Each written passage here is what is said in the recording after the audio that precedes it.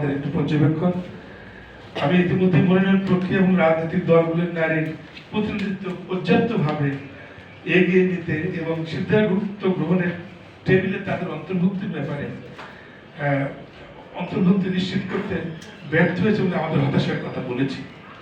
এবং প্রচারণা সমাবেশের পর্যবেক্ষণ ভিত্তিতে আমরা লক্ষ্য করেছি মাত্র 17% যেসব সমাবেশ হয়েছে সেখানে 17% নারীরা সেখানে বক্তব্য রাখতে পেরেছে। ধর্মীয় জাতিগত সংখ্যালঘু যে সংশ্লিষ্টতা, আমরা বরাবর এটা নিয়ে খুবই উদ্বেগ আমরা দেখি। প্রতি নির্বাচন মানে সংখ্যালঘুদের উপরে আক্রমণ।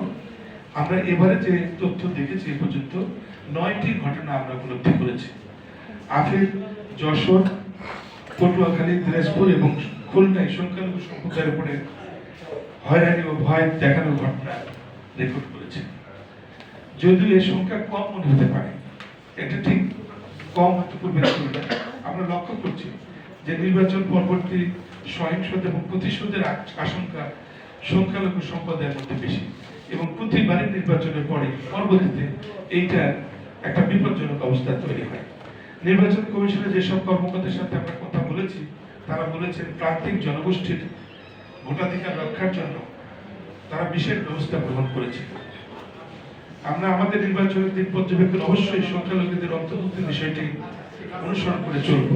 আমরা বিভিন্নভাবে পর্যবেক্ষণ করবো, আমরা দেখবো যে তাদের উপরে কি কোনো সহিংসতা সৃষ্টি করা হচ্ছে কিনা। এবারে আমি আসবো সুপ্রিয় সাংবাদিক বন্ধু, নাগরিক পর্যবেক্ষণ সম্পর্কে।